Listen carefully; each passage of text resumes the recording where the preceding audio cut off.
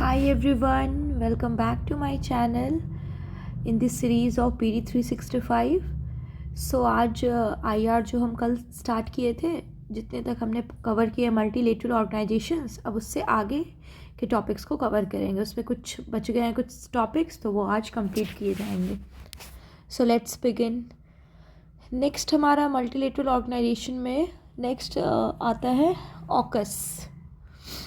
So AUKUS, what is AUKUS? AUKUS जो है it is in news because it completes 5 years of establishment. ये जो है इसका 5 year कंप्लीट हो गया है इस्टेब्लिश हुए हुए.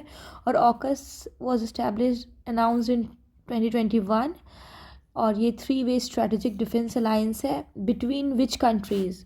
Between Australia, A here for Australia, then UK, and then US. So these all makes it AUKUS. So it was announced in 2021. Then 3-way strategic defense alliance है ये in Indo-Pacific Ocean में.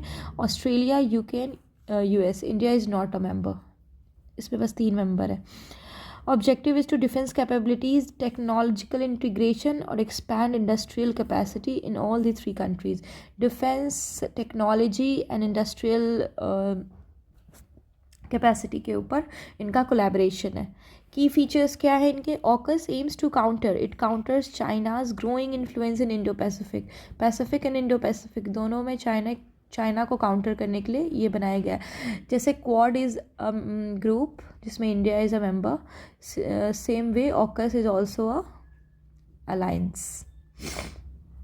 AUKUS जो है वो कोई formal military alliance नहीं है NATO की तरह. नाटो, वी ऑल नो कि NATO is a military alliance of European countries and इसमें 32 मेंबर्स हैं अभी, सारे यूरोपियन मेंबर्स हैं इसके. And it is formal military alliance. इनका मेन ये है कि जो भी किसी भी एक कंट्री पे इफ़ कोई भी फॉरेन कंट्री अटैक करती है किसी भी मेंबर कंट्री पे नाटो के, तो it will be accepted as attack on the whole of the NATO countries. तो वो सब में एक साथ मिलकर रिटेलिएट करेंगे, ये इनका है. बट ऐसा कुछ यहाँ सीन नहीं है. It's not a formal military alliance. AUKUS जो है वो serves as framework for advancing defence. ये मेनली डिफेंस टेक्नोलॉजी को एक्सपैंड और मोर एडवांस बनाने के लिए है.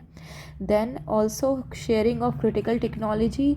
और ये लीगली बाइंडिंग है. इसके जो अग्रीमेंट्स है ना वो लीगली बाइंडिंग है.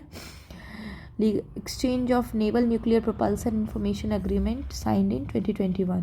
जो लीगली बाइंडिंग जो अग्रीमेंट है ऑकस का, it is ENNPIA, exchange of naval nuclear propulsion related to navy. जो इन्फॉर्मेशन अग्रीमेंट इनके बीच की है वो लीगली बाइंडिंग है and it is a critical technology. So it was signed in 2021. AUKUS का स्ट्रक्चर क्या है? स्ट्रक्चर देखते हैं. Pillar 1, it's conventionally armed nuclear powered submarines. जो पिलर 1 है ना, it deals with armed nuclearly powered submarine से डील करता है. इसमें US एंड UK जो है वो हेल्प कर रहे हैं ऑस्ट्रेलिया को सो दैट उनके पास भी न्यूक्लियर पावर्ड सबमरीन्स जो है वो डेवलप कर पाए. देन सपोर्ट कर रहे हैं ये ऑस्ट्रेलिया को to acquire its first conventionally armed SSN submarine fleet. So basically ये सबमरीन्स जो न्यूक्लियर पावर्ड आर्म्ड सबमरीन्स है उसके लिए US and UK is supporting Australia to develop it for the defence capabilities in Indo Pacific. Pillar 2 जो है deals with advance capability development. So development जो होगा वो इंटर ऑपरेबिलिटी की, एक दूसरे से इंटर कम्युनिकेशन इस्टेब्लिश हो सके इन ऑल द फील्ड जो भी जिसमें इनका कोलैबोरेशन है. Then advanced military capability areas like cyber, artificial intelligence, तो इन सब में भी इनका हो. And then hypersonic flight test. जैसे एग्जांपल में hypersonic flight test जो प्रोजेक्ट है इसमें इनकी आपस में जो है डेवलपिंग कोऑपरेशन है इन एडवांस मिलिट्री कैपेबिलिटी. जो भी न्यू टेक्नोलॉजी से जो डेवलप किए जा रहे हैं मिलिट्री थिंग्स उससे रिलेटेड इनका हेल्प होगा. Next is Indo Pacific economic framework for prosperity. So IPEF, full form is Indo-Pacific Economic Framework for Prosperity. India जो है वाइट वॉज इन न्यूज़ क्योंकि इंडिया जो है वो साइन किया है agreement and also exchange first of under Indo Pacific. इसके अंदर इंडिया जो है एक अग्रीमेंट साइन किया है फॉर प्रोस्पेरिटी। ठीक है, एग्रीमेंट क्या है भाई? Agreement focused on clean economy, clean economy से रिलेटेड है, then fair economy and then IPEF over arching arrangement अंदर Indo Pacific for prosperity. Mainly focused जो है इंडिया का वो अग्रीमेंट है क्लीन इकोनॉमी, फेयर इकोनॉमी और अदर अरेंजमेंट्स पे। अब क्लीन इकोनॉमी जो है वो पार्ट 3 है, पिलर 3 का पार्ट है इस इंडो पैसिफिक इकोनॉमिक फ्रेमवर्क के अंदर। सो इसमें क्या बात की गई है? To promote clean energy technology का डेवलपमेंट जो है उसको प्रमोट करने के लिए। Then investment for MSME through different initiatives like IPEF catalytic capital fund. MSME जो है ना उसमें इन्वेस्टमेंट्स के लिए IPEF के फंडिंग के थ्रू एंड उसको इंटीग्रेट किया जाएगा with Indian companies so that जो इंडियन कंपनी की जो सप्लाई चेन वैल्यू है उनको इंक्रीज़ किया जाए and they could be brought more into the global value chains. So ये है इंडिया का क्लियर इकोनॉमी में agreement. Then fair economy, it is the part of pillar 4। Pillar 4 of IPEF is fair economy agreement, जिसमें India जो है वो चाहती है कि ट्रांसपेरेंट ट्रेड इंश्योर हो सके एंड इन्वेस्टमेंट जो है इन्वेस्टमेंट इन्वायरमेंट जो है वो भी एंटी करप्शन मेजर्स हो उसमें भी, मीन्स ट्रेड में एंड देन इन्वेस्टमेंट के जो भी प्रोसेस हैं वो उसमें ट्रांसपेरेंसी लाया जाए, अकाउंटेबिलिटी लाया जाए और corruption measures, anti corruption measures उसमें लिया जाए सो दैट टैक्स का में जो ट्रांसपेरेंसी है वो भी इम्प्रूव होगी और रिसोर्स जो है वो ईजिली डिस्ट्रीब्यूट होंगे। ये ऑल्सो स्ट्रेंथन करती है इंफॉर्मेशन शेयरिंग, जो भी इंफॉर्मेशन है डिफरेंट मेंबर कंट्रीज़ वो एक दूसरे से शेयर करें और क्रॉस बॉर्डर इन्वेस्टिगेशन को भी इसमें प्रमोट किया जा रहा है सो दैट कहीं भी टैक्स एंड ट्रेड से रिलेटेड कोई भी इश्यूज़ हो रहा है एक दूसरे के बीच ग्लोबली तो हम उसको क्रॉस बॉर्डर इन्वेस्टिगेशन के थ्रू उसको इन्वेस्टिगेट किया जा सके। Third is overarching IPF agreement. तो हाई लेवल मिनिस्ट्रियल मीटिंग हुई है for coordinating individual IPF agreement. जो भी इंडिविजुअल IPF एग्रीमेंट्स है जो इंडिया जो साइन की हुई है ऑलरेडी इंडिया के द्वारा उसको रेगुलेट करने के लिए मिनिस्ट्रियल फ्रेमवर्क डेवलप किया गया है इस फोरम के अंदर। सो अब IPF का स्टैटिक जानते हैं। IPF जो है वो इनिशिएट किया गया था 2022 में टोक्यो में बाय यूनाइटेड स्टेट्स। ये इनिशिएटिव है यूनाइटेड स्टेट्स का और ये स्ट्रक्चर्ड है around 4 pillar. 3rd and 4th तो हमने देखा, सो फिर से देखते हैं। Pillar 1 is trade, pillar 2 is related to supply chain resilience, pillar 3 is related to clean economy, pillar 4 जो है फेयर इकोनॉमी है। तो इन दोनों में इंडिया जो है उन्होंने इंपॉर्टेंट अग्रीमेंट साइन किए। ओके, सो इंडिया जो है वो पिलर 2 में भी 2 to 4 में इंडिया है ज्वाइंट, पिलर 2 to 4। बाकी पिलर 1 में इंडिया का ऑब्जर्वर स्टेटस है इन ट्रेड में। मेंबर कंट्रीज़ कितनी है? 14 मेंबर है इसमें IPF में और इन Australia, Brunei, Fiji, India, Indonesia, Japan, Korea, Malaysia, New Zealand, Philippines, then Singapore, Thailand, Vietnam and United States. ये मेनली इंडो पैसिफिक जो रीजन है ना उसमें जो भी South East Asian countries, then US, Australia, then Korea, ये सारे मेंबर कंट्रीज इसके पार्ट है। India is also a member. So objective क्या है इनका? To advance resilience, sustainability, inclusiveness, economic growth, fairness and competitiveness in the Indo Pacific. Means कि Indo Pacific को overall develop करना है इनको in various field like sustainability में, inclusiveness में, economic growth and then competitiveness में। तो हर मामले में इंडो पैसिफिक को इन्हेंस करना है। IPF के अदर इनिशिएटिव्स क्या क्या हैं? अप स्किलिंग इनिशिएटिव जो कि लॉन्च हुआ था 2022 में और वो it provide digital skill training digitally. अब क्योंकि world is more of kind of shifting towards more digitalized global forum, so इसीलिए प्रोवाइड करती है digital skills training and primarily it is for women and girls in emerging economy.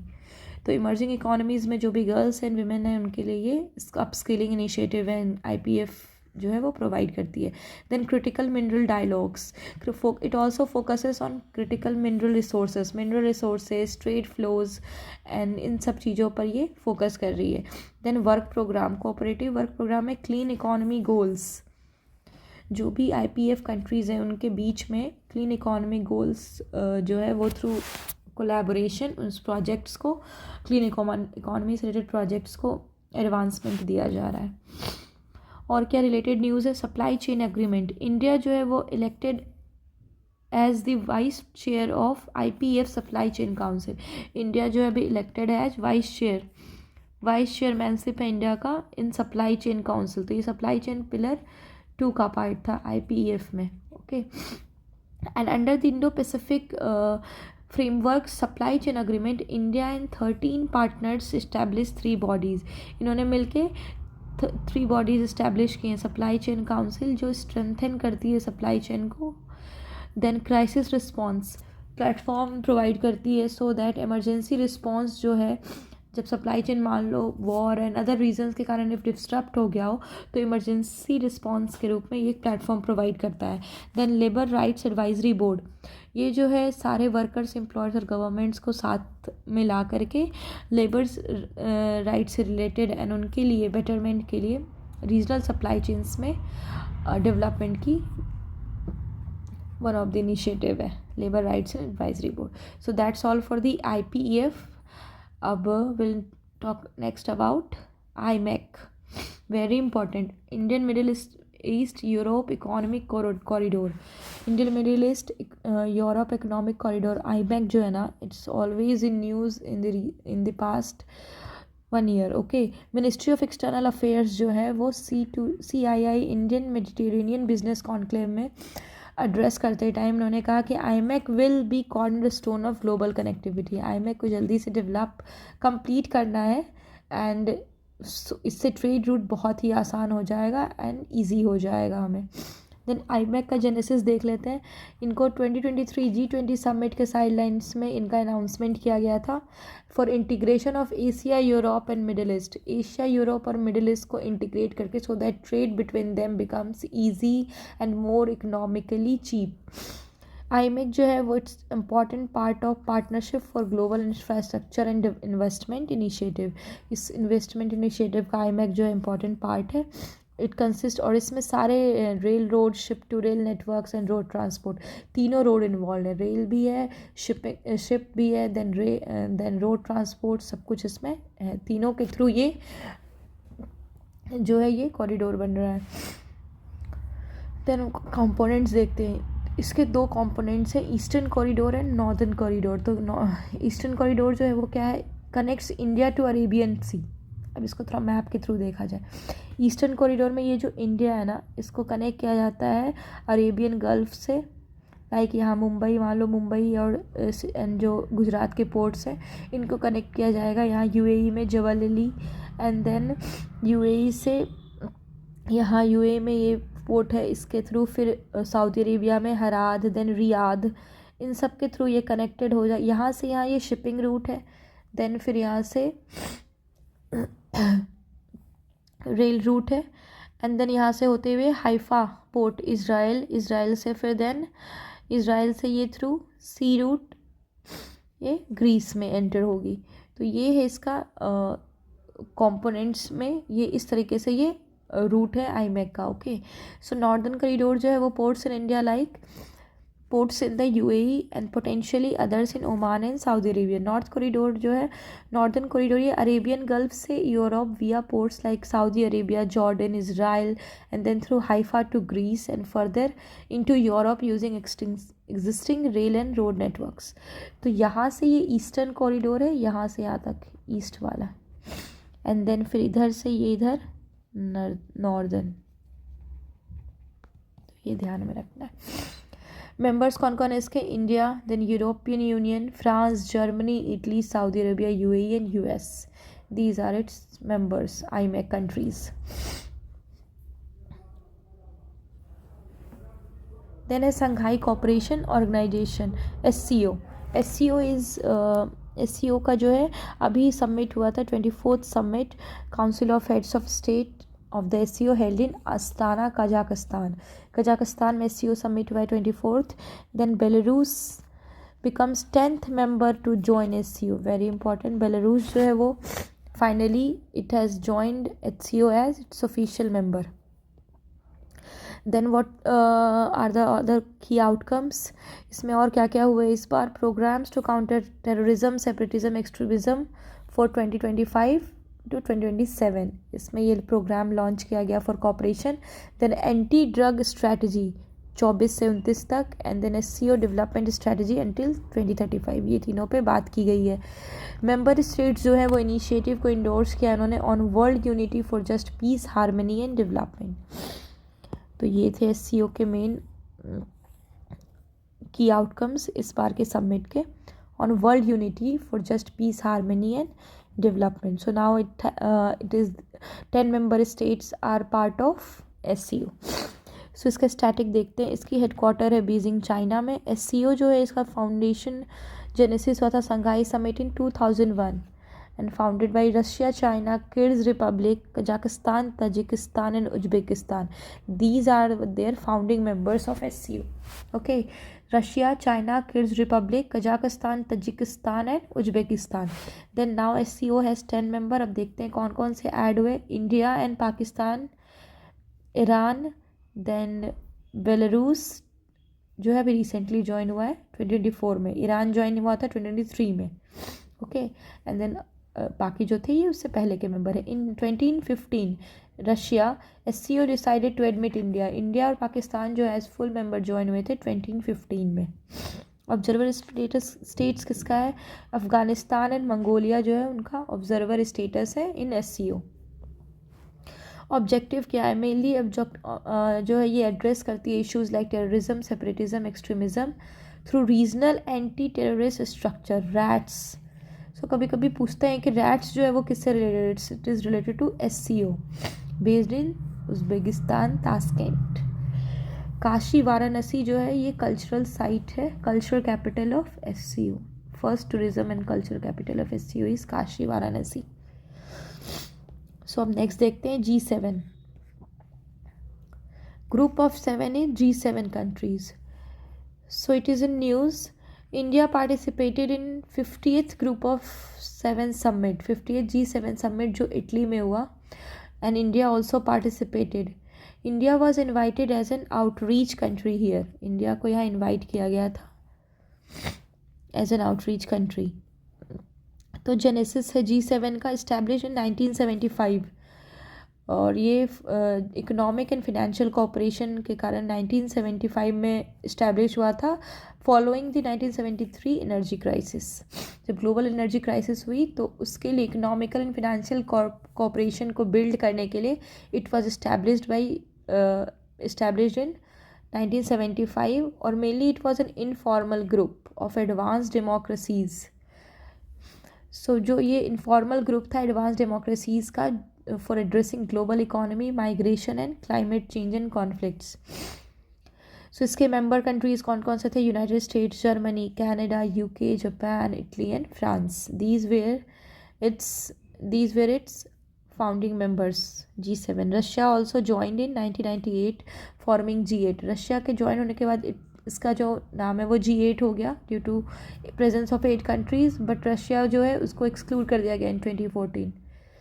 After Russia next Crimean peninsula जो है ना उसको जब Russia ने next कर लिया तो रशिया को एक्सक्लूड कर दिया गया इस ग्रुप से, and then it was again back to the G7 from G8। The European Union जो है वो G7 का मेंबर नहीं है, very important, but it participates in its annual summit, but participate करता है। G7 का वर्किंग मैकेनिज्म क्या है? इट लैक्स परमानेंट स्ट्रक्चर नहीं है इसमें। रोटेटिंग प्रेसिडेंसी जो है वही हर एजेंडा सेट करती है ईयरली। इनिशिएटिव्स क्या है इसके? Partnership for global infrastructure and investment. So partnership for global infrastructure and investment जो है it is initiative of G7। It was launched in 2022, और ये क्यों लॉन्च किया गया? For funding of infrastructural project, और ये डेवलपिंग नेशंस में जो भी इंफ्रास्ट्रक्चर प्रोजेक्ट के लिए जो कंट्रीब्यूशन है उसके लिए इसको इस्टेब्लिश किया गया है, और इससे $600 बिलियन जो है वो बाय 2027 ये मोबिलाइज करेगी सो दैट सस्टेनेबल और इंक्लूसिव डेवलपमेंट हो पाए इंफ्रास्ट्रक्चर का स्मॉल इकोनॉमी, और we can say that developing economy countries में। दूसरा है energy for growth in Africa. Africa में जो है क्लीन एनर्जी से रिलेटेड जो भी प्रोजेक्ट्स हैं उसको फैसिलिटेट करने के लिए मेनली ये एक दूसरा इनिशिएटिव है बाय G7। ओके, ताकि इन्वेस्टमेंट, ग्रीन इन्वेस्टमेंट लाया जाए अफ्रीका में और उनको हेल्प किया जाए for developing of clean energy, so that हम क्लाइमेट गोल्स को टुगेदर जो है वो क्लाइमेट गोल्स अचीव कर पाए। और इनिशिएटिव्स क्या क्या हैं? G7 future of seas and ocean initiative, then G7 oil price cap coalition, Apulia food system to enhance food security and sustainable agriculture. ये सारे इनिशिएटिव्स हैं अदर G7 के। Next, non aligning movement. Non aligning movement जो है ये जो है अभी हुआ था, and it calls for Cuba removal from unilateral terrorism list of US। नाम जो है वो US जो है उनकी एक लिस्ट है टेररिज्म की, यूनिलैटरल टेररिज्म की, तो ये चाहते हैं कि क्यूबा का नाम उसमें से रिमूव किया जाए। और UN का जो यूनिलैटरल लिस्ट है ना उसमें स्टेट स्पॉन्सर्स ऑफ टेररिज्म, इस लिस्ट के अंदर कि कौन सी स्टेट जो है वो टेररिज्म को स्पॉन्सर करती है, जहाँ बहुत ज़्यादा टेररिज्म है, कौन इन्वॉल्व है इसमें, उसमें कंट्रीज़ के नाम है जो इलीगली टेररिज्म को स्पॉन्सर कर रही है, मीन्स कि टेररिज्म को ज़्यादा हटाने का काम नहीं कर रही, वहाँ टेररिज्म बहुत ज़्यादा है।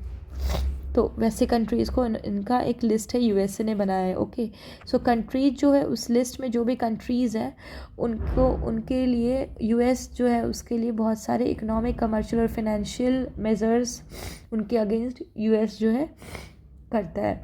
उनको उनसे सैंक्शंस लगे होते हैं, वो इजीली ट्रेड, वो किसी चीज़ का पार्ट नहीं बन सकते। तो ये सब US के कोअर्सिव मेजर्स हैं फॉर यूनिलेटरल टेररिज्म लिस्ट में जो भी कंट्रीज़ हैं उनको लेकर। Then North Korea, Iran, Syria, ये भी इस लिस्ट का पार्ट है in addition to Cuba. Cuba के अलावा इस लिस्ट में North Korea, Iran, Syria and Cuba, इस चारों इनके नाम भी इसमें इंक्लूडेड है। So NAM standing favouring Cuba highlights its importance to global south countries. Cuba NAM जो है वो फेवर कर रहा है क्यूबा को और उनका इम्पोर्टेंस, क्योंकि क्यूबा का इम्पोर्टेंस है फॉर ग्लोबल साउथ कंट्रीज़। तो वही नाम, नॉन अलाइंग मूवमेंट जो कंट्रीज़ का जो ग्रुप है ना वो मेनली साउथ अफ्रीकन कंट्रीज़, जो साउथ की कंट्रीज़ है उनका ग्रुप है, तो वो क्यूबा को चाह रहे हैं कि उनका नाम उस लिस्ट से हट जाए। नाम का हम स्टैटिक पार्ट देखते हैं। Traces roots to Bandung conference जो 1955 में हुई थी, which led to non alignment principle. It was formally establish at first NAM summit in Serbia. पहला नाम सबमिट जो हुआ है बेलग्रेड सर्बिया में हुआ था। और प्रिंसिपल्स क्या क्या हैं? Independent foreign policies, reducing cold war tensions, providing platform for newly independent Nations, ये इसके प्रिंसिपल है। मेंबरशिप में 120 कंट्रीज इसके मेंबर हैं और मोस्टली डेवलपिंग नेशंस ही हैं। Policy of members place to avoid formal alignment with major power block, ये मेनली स्टैब्लिश हुआ था ड्यूरिंग वर्ल्ड वार कि इन कंट्रीज़ को किसी का पार्ट नहीं, किसी को सपोर्ट नहीं करना था, ना USSR को और ना ही US को। तो इसलिए ये जो एक अपना ग्रुप बना है जिसमें ये किसी के साथ भी फॉर्मल अलाइनमेंट नहीं रखना चाहते, and they have their own principles, और ये किसी को भी उसमें सपोर्ट नहीं करते हैं। Next is the commonwealth. अब कॉमनवेल्थ क्यों न्यूज़ में है? 2024 में commonwealth marks 75 years commemorating the London declaration. Commonwealth जो है वो लंदन डिक्लेरेशन में के थ्रू कॉमनवेल्थ को इस्टेब्लिश किया गया था, एंड 2024 में इसका 75 ईयर्स कंप्लीट हुआ है। लार्जेस्ट मेंबर कौन है? India represents 60% of commonwealth total population. By population wise India is the largest member. Then fourth largest contributor है कॉमनवेल्थ का। और क्या क्या इवेंट्स होस्ट किए हैं? CHOGM in 1983 and commonwealth games in 2010 in New Delhi. 2 events अभी तक इंडिया ने होस्ट किए हैं। कॉमनवेल्थ सब विंडोज़, इसको कब इस्टेब्लिश किया गया? Under India UN development fund, India UN development fund in 2018 में कॉमनवेल्थ के सब विंडो को इस्टेब्लिश किया गया विथ $50 मिलियन ओवर 5 ईयर्स की इसमें फंडिंग दी जाएगी। अब कॉमनवेल्थ के बारे में जानते हैं। ये वॉलेंट्री एसोसिएशन था 56 कंट्रीज़ का इंक्लूडिंग इंडिया, और ये सारे मेनली फॉर्मर ब्रिटिश कॉलोनीज़ ही थे which they were focusing on democracy, trade and climate change. तो India remained a member after its independence, और 1949 में लंदन डिक्लेरेशन जो है ये इसके लंदन डिक्लेरेशन आने के बाद रिपब्लिक जो थे वो भी ज्वाइन कर सकते थे मॉडर्न कॉमनवेल्थ को। सो कॉमनवेल्थ को मॉडर्न कॉमनवेल्थ बना दिया गया ताकि और भी रिपब्लिक कंट्रीज़ भी ज्वाइन कर पाए। वर्किंग ऑफ CAJM जो है ये 2 साल में किया जाता है, इसका मीटिंग होता है। एंड देन लेटेस्ट अभी ये रवांडा में हुआ था इन 2022 टू एड्रेस की issues related with their member Nations. और क्या क्या फार डिसीजंस या कंसेंसस से मीट की जाती है डिसीजंस, और सारे मेंबर्स जो हैं वो इक्वल है। देन जो मेंबर है वो अपने हेड को चूज़ करते हैं कॉमनवेल्थ के, और पास्ट लीडर्स जो इंक्लूड फेमस लीडर्स थे उसके क्वीन एलिजाबेथ II और किंग्स चार्ल्स III अभी करेंट हेड है इनके। Kings Charles is the head of state in 14 commonwealth countries in addition to UK, और जिसमें most countries in the club जो है वो रिपब्लिक्स है, with Barbados to the last to remove UK monarch as its head of the state in 2021। और जो Barbados है ना वहाँ पे से अब UK मोनार्क का वो हट गया और वो भी रिपब्लिक बन गया है। इनकी मेन इनिशिएटिव्स क्या क्या हैं? मेन इनिशिएटिव्स हैं agreements 1971 declaration of Commonwealth principles और 1991 हरारे कॉमनवेल्थ डिक्लेरेशन, ये 2 मेजर इनिशिएटिव्स थे। देन कॉमनवेल्थ चार्टर, इसमें 16 core share principles, rule of law, जो भी लॉज हैं और प्रिंसिपल जो कॉमनवेल्थ नेशंस फॉलो करते हैं उसको इस्टेब्लिश किया गया है। Then played significant role in ending apartheid के अगेंस्ट उन्होंने इंपॉर्टेंट रोल प्ले किया in South Africa. Then only inter governmental organisation जिसके पास डेडिकेटेड यूथ प्रोग्राम है, commonwealth youth programme. Cyber declaration भी इन्होंने साइन किया था in 2018 to support development of cyber space, through that cyber space development को support किया जाए। सेक्रेटेरिएट जो है वो काउंटरिंग वायलेंट एक्सट्रीमिस्ट यूनिट, इनकी सेक्रेटेरिएट भी है जो वायलेंट एक्सट्रीमिज़म है ना उसको काउंटर करने के लिए बनाई गई है। और क्या रिलेटेड न्यूज़ है? लोकल गवर्नमेंट फोरम, इंडिया जो है वो पार्टिसिपेट किया है कॉमनवेल्थ लोकल गवर्नमेंट फोरम में मीटिंग में in Sri Lanka, it was held in Sri Lanka, और उसकी थीम थी reinforcing social resilience through women political representation. So ये थीम है इस बार के कॉमनवेल्थ लोकल गवर्नमेंट फोरम का। इसका इस्टेब्लिशमेंट हुआ था, हेडक्वार्टर है इसके लंदन में, एंड जेनेसिस 1995 में। इसमें mainly it is dedicated to support women full and active participation. ये मेनली विमेन के एक्टिव पार्टिसिपेशन को पब्लिक लाइफ में जो है उसके लिए ये लोकल गवर्नमेंट्स में उनको रिप्रेजेंटेशन मिलना चाहिए, वो एक्टिवली पार्टिसिपेट करे, तो उसके लिए ये सपोर्ट करता है ये जो फोरम है। And it aligns with the SDG 5 और सस्टेनेबल डेवलपमेंट गोल SDG 5 से ये रिलेटेड है, क्योंकि SDG 5 क्या है? Achieve gender equality and empower all women and girls, तो it is in alignment with SDG 5। So ये थे कॉमनवेल्थ के बारे में। अब है next gulf cooperation council. Gulf cooperation council is very important forum, और अभी ये recently held India GCC joint ministry, अभी इंडिया और GCC जॉइंट मिनिस्ट्रियल मीटिंग हुआ for strategy dialogue. The joint action plan 2024-2028 was adopted. अभी India और gulf cooperation council meeting हुई है, मिनिस्ट्रियल मीटिंग, और इसमें जॉइंट एक्शन प्लान जो है 2024 to 2028 के लिए वो इसको एडॉप्ट किया गया है। अब GCC का हेडक्वार्टर का है, रियाद में है। It was established in 1985। Membership कौन से जो भी इसमें गल्फ स्टेट्स हैं, 6 gulf states, UAE, Bahrain, Saudi Arabia, Oman, Qatar and Kuwait. UAE, Bahrain, Saudi Arabia, Oman, Qatar and Kuwait, these are its members. और इनका मेन एम क्या है? Coordination, integration, interconnection between member states in all the fields including politics, economy and security. So ये gulf cooperation council है जिसमें gulf state के members आपस में कोऑर्डिनेट करते हैं सारे फील्ड्स में, mainly politics, economy and security. So यहाँ पे हम देख लेते हैं, ये है पर्शियन गल्फ, और पर्शियन गल्फ को बॉर्डर जो भी कर रहा है कंट्री, ये सारे गल्फ काउंसिल के मेंबर हैं। देखो ये ओमान है, देन UAE, देन ये Saudi Arabia, then Bahrain, Qatar and Kuwait. So India और जीसीसी का कैसा रिलेशन है? पॉलिटिकल रिलेशन में फर्स्ट इंडिया जिससे political relation dialogue it was held in 2003। ठीक है, अभी इंडिया जो है वो स्ट्रेटेजिक पार्टनरशिप मेंटेन किया हुआ है विथ सऊदी अरेबिया, यूएई और ओमान के साथ इंडिया का स्ट्रेटेजिक पार्टनरशिप है। एंड बायलेटरल ट्रेड भी है सबके साथ। GCC is the currently India's largest trading partner. ये जो है लार्जेस्ट ट्रेडिंग पार्टनर है इंडिया का, but India has a trade deficit with GCC country. India जो है अभी ट्रेड डेफिसिट में है। डायस्पोरा में देखा जाए तो 2/3 ऑफ नॉन रेसिडेंट इंडियन जो है वो सारे यहाँ ही काम करते हैं गल्फ स्टेट्स में, और इसके कारण यहाँ पे रेमिटेंसेस जो आते हैं जीसीसी कंट्रीज से वो 30% है India's total remittances in 2020 to 21 में। Okay, so it's very important, 2/3 of non-resident Indians. So GCC plays very important role with respect to India and Indian diaspora. Next, NATO.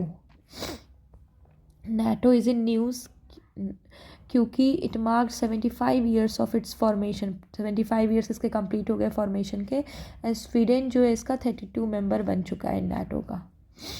Okay, इसके NATO का headquarter है Brussels Belgium में। And it was established in 1949 with north Atlantic treaty. Political और military alliance है mainly of 32 countries, और इसके membership में 12 founding members हैं, और बाकी धीरे धीरे बाकी मेंबर्स ऐड होते गए। फिनलैंड ऐड हुआ था 2023 में, and then Sweden in 2024। Core objective क्या है? Collective defence. It's mainly a military alliance, तो ये कलेक्टिव डिफेंस इनकी कोर ऑब्जेक्टिव है। इसमें है attack against one ally is considered an attack against all allies. ये article 5 of NATO.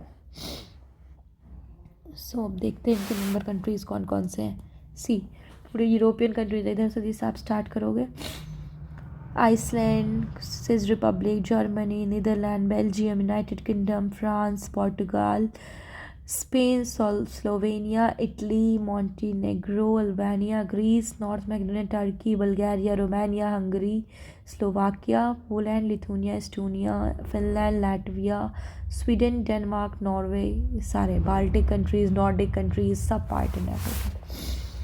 So key facts क्या क्या है नाटो के बारे में? यूक्रेन जो है अप्लाई किया था इन 2022, पर अभी तक ये मेंबर नहीं बन पाया है नाटो का।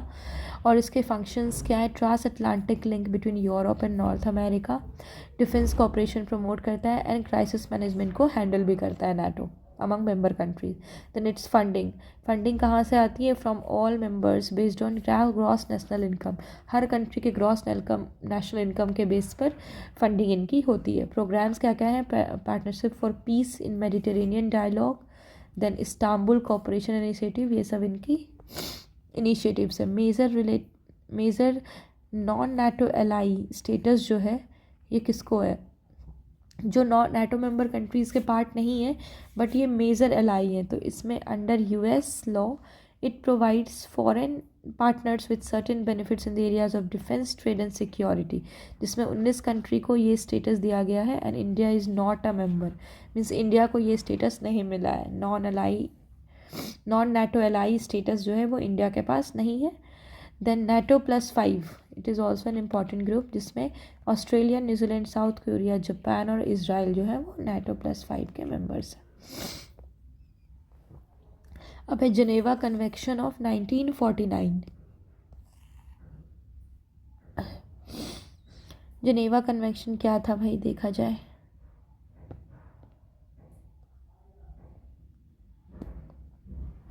सो 2024 जो है ना वो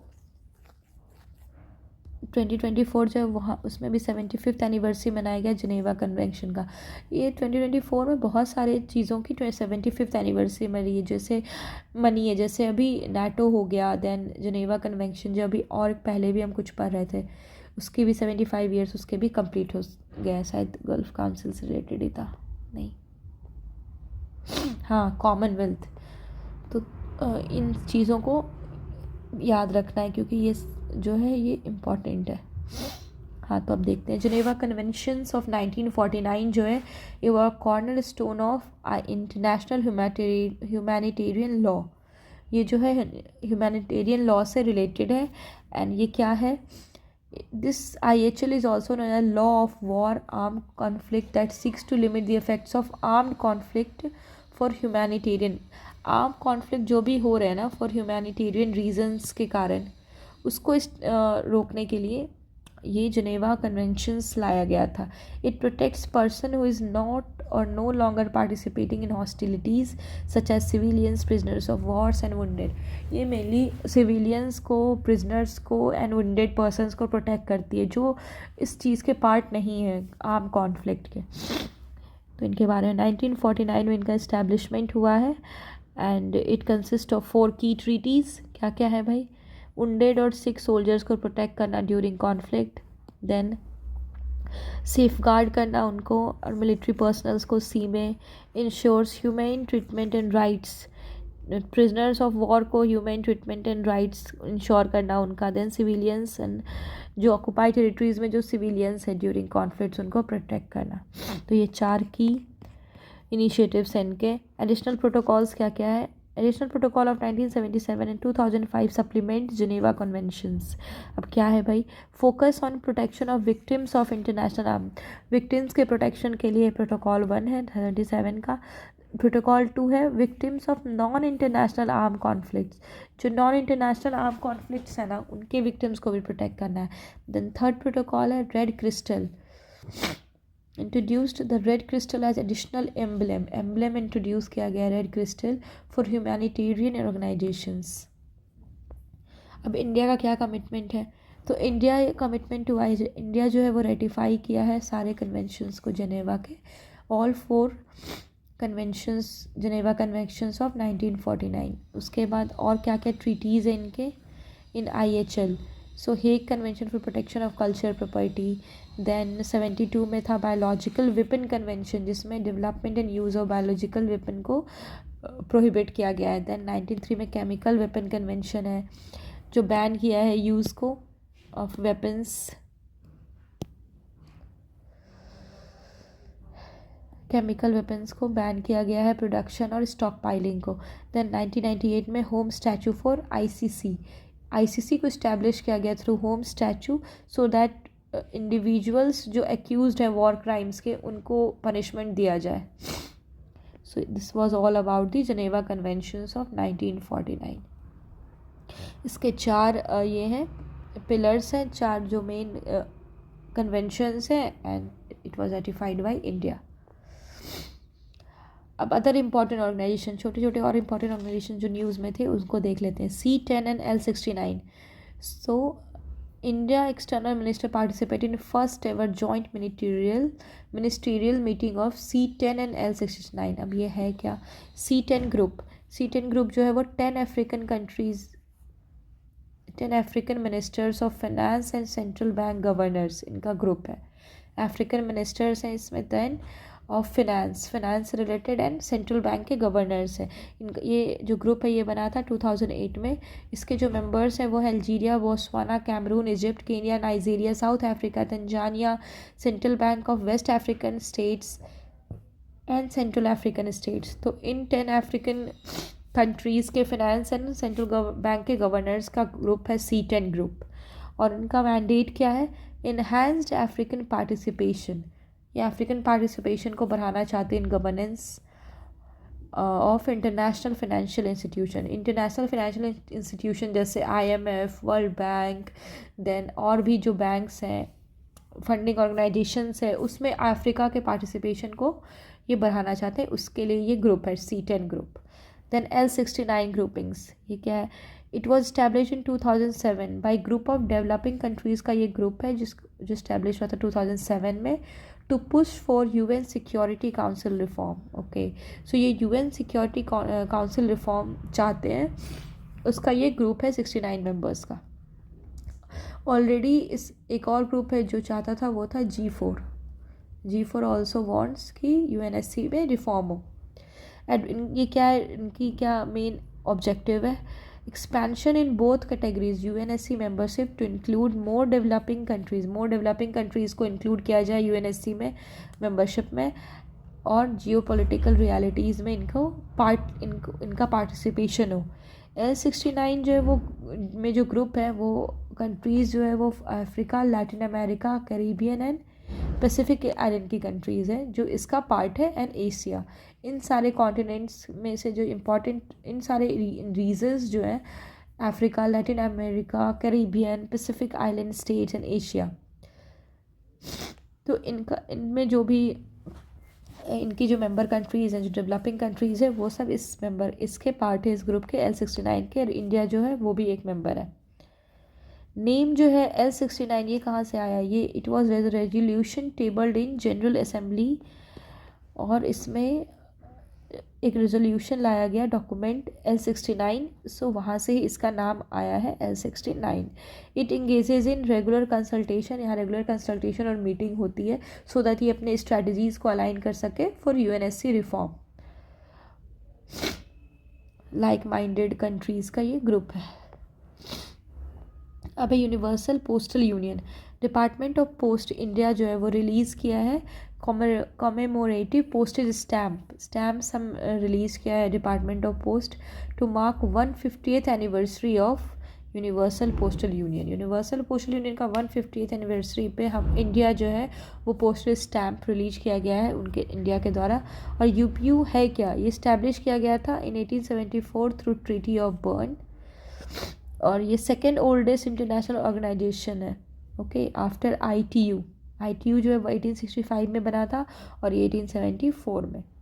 world post day celebrated on anniversary, इसके एनिवर्सरी पे वर्ल्ड पोस्ट डे सेलिब्रेट किया जाता है। मेंबर जो इसमें 192 कंट्रीज़ है। इंडिया जो है इसका oldest and most active member है UPU का। और इससे क्या क्या फैक्ट है? ये जो है UPU universal postal union, it is a United Nation specialized agency, very important, United Nation specialized agency, that means it is related to UN. India Post, world's largest postal network, is also observing 170 years. India का जो post है ना, Indian postal service, ये जो है world का largest postal network है और इसके भी इस्टेब्लिशमेंट का 170 ईयर्स हो जाएगा इनके फॉर्मेशन का। अब है five eyes alliance means it is a group of 5 member countries, जिसमें ऑस्ट्रेलिया जो है it decides to allow non citizen residents from five eyes alliance to join its arm force. जो भी फाइव अलाइंस में countries के जो members हैं, जो नॉन सिटीज़न है वहाँ के, उनको ऑस्ट्रेलिया अलाउ किया है कि वो आर्म फोर्स ज्वाइन कर सकते। सो पहले देखते हैं इस अलाइंस के बारे में। मल्टीलेटरल इंटेलिजेंस शेयरिंग नेटवर्क, ये इंटेलिजेंस शेयरिंग नेटवर्क है। इसका पार्ट है US, UK, Canada, Australia and New Zealand. और ये कंट्री क्या करती है? Broad range of intelligence share करती है एक दूसरे के बीच, एंड नॉन पॉलिटिकल इंटेलिजेंस भी इसमें इंक्लूडेड है, like review and security entities of five eyes countries. अब नेक्स्ट है world summit on the important society. India participated in international telecommunication union ITU WSSI+20 forum high level event 2024 in Geneva Switzerland में ITU का एक event हुआ था। World summit on information society, इसमें India participate किया है and it marks 20 years of progress, मतलब 20 साल हो गए इसके इम्प्लीमेंटेशन के। और ये 2 फेज़ में इसके आउटकम्स को इम्प्लीमेंट किया गया था इन जिनेवा एंड ट्यूनिस। सो देखते हैं, it was organised in 2 phases, Geneva 2003 and Tunis in 2005। Organise किया जाता है by ITU, UNESCO, UNDP and UNCTAD। ये चारों मेंबर जो है साथ में इसको ऑर्गेनाइज करते हैं, इंटरनेशनल टेलीकम्युनिकेशन यूनियन को। और इसका एम क्या है? To create platform to address issues raised by information communication technology. IT technology से रिलेटेड जो भी इश्यूज़ हैं उसको रेज़ किया जाए, उसके लिए प्लेटफॉर्म प्रोवाइड करता है through inclusive approach of national, regional, international. मतलब नेशनल, रीजनल, इंटरनेशनल तीनों लोग साथ मिल करके जो है इसके इश्यूज़ को रिजॉल्व कर सके एक प्लेटफॉर्म पे आकर। Then organisation of petroleum exporting countries, OPEC plus जो है वो agreed to extend its deep oil output cuts in 2005। अब OPEC कंट्रीज़ जो है वो ऑयल प्रोड्यूसिंग कंट्रीज़ है मेनली। इनका जेनेसिस हुआ था 2016 में, जब OPEC sign in agreement with 10 other countries. OPEC में मेनली पहले तो मिडिल ईस्ट की कंट्रीज़ ही इन्वॉल्व थी, देन और भी अदर कंट्रीज़ जो ऑयल प्रोड्यूस करती हैं उनको भी इसमें ऐड किया गया, तो इसलिए ये हो गया OPEC plus. OPEC formation, OPEC जो था वो बगदाद कॉन्फ्रेंस के बाद इसको फाउंड किया गया इन 1960 एंड फाउंडिंग मेंबर्स थे इसके Iran, Iraq, Kuwait, Saudi Arabia and Venezuela. ये इसके फाउंडिंग मेंबर्स है, Iran, Iraq, Kuwait, Saudi Arabia and Venezuela, and subsequently और भी मेंबर्स इसमें ऐड होते गए। नॉन ओपेक मेंबर्स में Russia, Mexico, Kazakhstan, Oman, Malaysia, Bahrain, south Sudan, Brunei, Sudan, ये सारे इसके नॉन ओपेक मेंबर कंट्रीज़ हैं। अब ओपेक क्या है? इसका हेडक्वार्टर है वियना, ऑस्ट्रिया में, and objective is to coordinate and unify petroleum policies and then oil cut rates, इन सब पे ये कोऑर्डिनेट करते हैं with among member countries to secure fair and stable prices रह सके पेट्रोलियम का, उसको ये इंश्योर करते हैं अपने में कोलैबोरेट करके। Then Asian infrastructure investment bank. अब भाई यूनियन फाइनेंस मिनिस्टर जो है वो AIIB को जो है उनको कहा गया है to assist low income countries to avail financial resources. तो हमारे जो फाइनेंस मिनिस्टर हैं वो AIIB को कहा है उन्होंने कि जो अपने फंडिंग्स हैं उनको लो इनकम कंट्रीज़ को ज़्यादा अवेबिलिटी किया जाए फंड्स का, सो दैट वो अपना डेवलपमेंट कर सके और सस्टेनेबली ग्रो कर पाए। सो अब इसके बारे में देखते हैं। इसका हेडक्वार्टर है बीजिंग, चाइना में। इसका जो जेनेसिस है वो it is a multilateral development bank जो इस्टेब्लिश किया गया था 2016 में, और इनका मिशन था financing infrastructure, mainly infrastructure financing का था for tomorrow in Asia and beyond. Asia में भी और यदि आउट ऑफ एशिया भी लो इनकम कंट्रीज़ हैं उनको ये फाइनेंशियल जो है वो फंडिंग देते हैं फॉर इंफ्रास्ट्रक्चर डेवलपमेंट। अभी इनके मेंबर कंट्रीज़ कितने? 110 मेंबर कंट्रीज़ हैं world wide, and 96 full members हैं एंड 14 प्रोस्पेक्टिव मेंबर्स हैं। India is also a member. China का इसमें लार्जेस्ट शेयर होल्डर है इस बैंक में। चाइना जो है लार्जेस्ट शेयर होल्डर है with 26.6% of current voting share and veto power, followed by India and then Russia. यहाँ पे जिस हिसाब से शेयर होल्डिंग है उस हिसाब से ही आपको वोटिंग शेयर और वीटो पावर मिलेगा। सो सबसे ज़्यादा हाईएस्ट कंट्रीब्यूशन है आपका यहाँ चाइना का इसमें, and then it is followed by India and Russia. In 2018, AIIB was granted permanent observer status of United Nations General Assembly and UN Economic and Social Council। तो Asian infrastructure investment bank को जो है अब permanent observer का status दे दिया गया in 2018 में। और इसका परमानेंट ऑब्जर्वर स्टेटस किसका? यूनाइटेड नेशन जनरल असेंबली, मतलब UNGA का, UNGA and then UN social council, UN ESOC का, इन दोनों का परमानेंट स्टेटस इनको मिल गया है। Next is Arab League. अब ये क्यों न्यूज़ में था? अरब लीग से पता चल रहा है कि अरबियन कंट्री से रिलेटेड ही होगा। 2024 अरब लीग समिट जो है वो बहरीन में अरब लीग समिट जो है वो हुआ है 2024 का। और अरब लीग जो है इनका हेडक्वार्टर है कायरो, इजिप्ट में, एंड ये इंटर गवर्नमेंटल ऑर्गेनाइजेशन है जो सारे अरब स्टेट्स जो मिडिल ईस्ट और नॉर्थ अफ्रीका के अरब स्टेट्स हैं उनसे मिलकर ये एक ग्रुप बना हुआ है अरब लीग। इनकी जेनेसिस हुई थी कायरो, इजिप्ट में 1945 में, followed by adoption of Alexandria protocol in 1944। ठीक है, Alexandria protocol is related to Arab League. अब ये इनका मैंडेट क्या है? Strengthening relation between member states, coordination of policies and cooperation political, security and economic front पे।